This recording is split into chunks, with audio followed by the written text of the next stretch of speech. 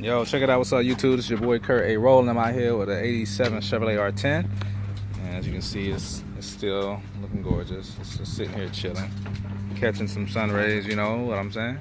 But anyway, I'm out here, and like I told you last year, I got some mirrors that I've never installed. And what's up?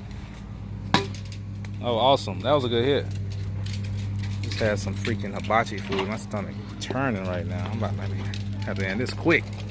Anyway, I got the mirrors right here. As you can see, they got turn signal indicators built into the mirror, and I'm doing the install. All right, so I'm gonna put it. This here has to be the most optimal place for it to be, up high as possible, back far as possible. You know, I don't want it back here, so I got it back here. It's pretty much comes with the bracket right here. It's a plastic piece, hardware. Y'all can look these guys up on eBay. This is, let's see,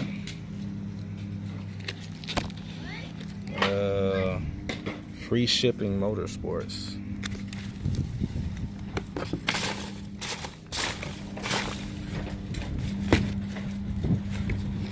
Pretty sure there's more information than that, but that's all I got right now. Anyway, it's on eBay. Just look up lights for '87 Chevrolet R10 or whatever year is your truck, and a bunch of options are going to pop up. You don't need a part number to look it up. Just Google it. You're going to see everything you need to know right there. But yeah, this is how it's going to go on there. See, I got these holes drilled out. The way I made my holes is I placed it in here like this. When I got it in here like this, I leaned it against the truck, applied a lot of pressure with my body, and then I saw the little indentions from the screws, and that's where I put my drill bit, my drill hole, and I just randomly selected a small drill bit. I still don't know what size it is. Oh, that was a good hit, Isaiah. That was a good hit. Still don't know the size of it. Chance, what you doing? Hey. Anyway, yeah, I just use a drill bit that's smaller than the size of the screw, and I'm gonna get this thing in there with my drill as far as I can. All right, so. But yeah, I just want to come to you and share with you how this thing is coming along. Awesome mirrors. These mirrors is very high quality. This is a metal frame, metal housing. About to drill my drill bit, drill my hole out right there for the wire to go in, and we're gonna be good. We're gonna be good to go. But this is what we're looking at. This is the turn hazard switch assembly, and as you can see over here, you want to wire these mirrors up to the wire that corresponds to the light, because underneath your dashboard you got your flasher, and there's a purple light there, and from that purple light it goes to the switch, and then you have your left front part light. It's a light blue wire, and then you have your right front park turn lamp, which is, hold on, it's actually dark blue.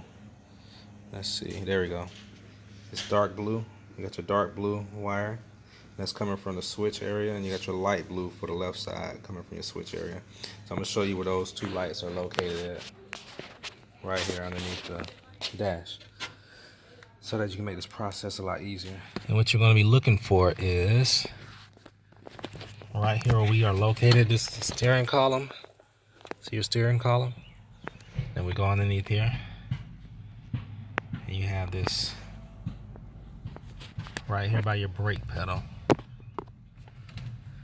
You have that white harness there. Alright, so see that light blue wire there? That's for your left hand side. See if we can focus in on this a little better. Alright, that's your light blue wire. And right here,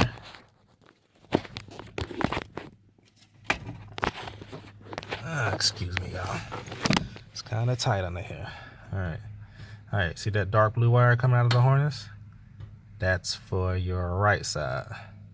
But you can use your test light to verify it. Just when you turn on your signal, one of them will light up and the other one won't. And that's how you will know. What is that?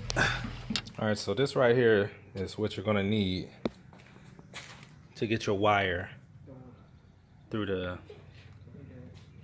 door, through the rubber boot, into the inner side of the truck. All right. So you got your mirror in here installed, and you got your wire. It drops down, and this is the wire here. All right. So what you got to do is you got to pop this baby out right here, and you may have to do like me. You may have to cut it with a razor. That'll be probably your best bet, because you'll still be able to get it back in there with a flat tip screwdriver. You just rub around the edge until it's back seated properly in there. Alright, so, well, of course you're gonna have to remove this little panel here, which holds your hood latch in place. And what you're gonna do is you're gonna take the wire,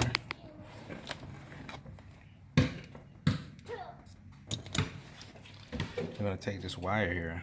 What you're gonna do, like you got your clothes hanger, here. Alright, so what you want to do is you want to kind of put a little bend in it like that right there that I got.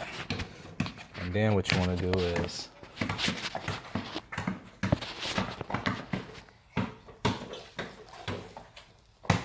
you want to take your wire, and remember when you pull the hanger through, it's going to pull through it like this. We're going to feed it through the door and pull it through the inside there. So you're going to take your wire, you're going to wrap it along the spiral of that hanger, and then run it back through the top here.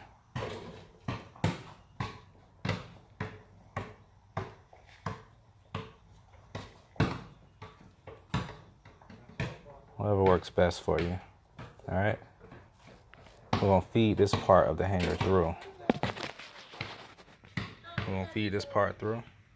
You're gonna push it through there. You can get your whole arm in this square right here. Make sure your window is up all the way, and make sure your key is turned to the off position. For those of you that are curious what's all this I got going on here, this here is the LMC relay kit, which enables you to get direct power to your window motors, which speeds them up.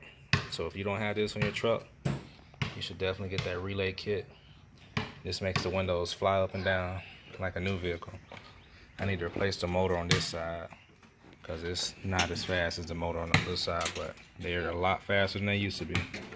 All right, so yeah, what you're gonna do now is just, you wanna kind of give your own hanger here a little bend, because this boot here, let me show you.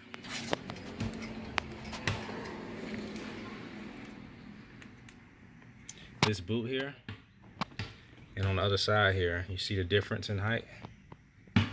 That's the difference in height. You're gonna have to bend your hangers enough so that when it comes through here, you can have this finger in on this side, like that. And you're pretty much gonna have your finger in there, and you're gonna be feeling for the tip of the hanger, and you're gonna let the tip of your finger guide the tip of that hanger through here by pushing with the other hand on this side. Once you get it through, you're just gonna pull that baby on through, and that's a wrap. You'll be done. And then you go to the other side and you do the same thing. And as you can see on the other side here, that panel there, took all the screws loose. But I mean, if you want to take the whole assembly out, you can, but I didn't take the whole assembly out over there. I just took the screws loose and pulled it back enough so that I can get my hand in there, and my finger, so that I can access that side. Alright, so that's all you got to do on that side. And as you can see, I got I think a 4-gauge wire ran through there. And I did the same thing, you know, just I ran it through the rubber boot over there on the other side so that you don't see my amplifier wire running all over the place. So, but that's standing right now. This is the wire that comes from the mirror. First of all, it's black and it has white strips on it. The other one is all black with nothing on it. It's just all black wire. So you want to run one of them to a ground, and the one with the little white specks on it, you want to run it to your positive. Remember, our positive goes to the light blue wire coming off of this harness here. As you can see right there, I have the red connector. So that's that right there. So as you can see, I have it snipped in there. You don't even have to splice the wire. It takes care of everything. And that's pretty much all to it, guys. So let's give it a look-see so you can see how this thing looks while in action.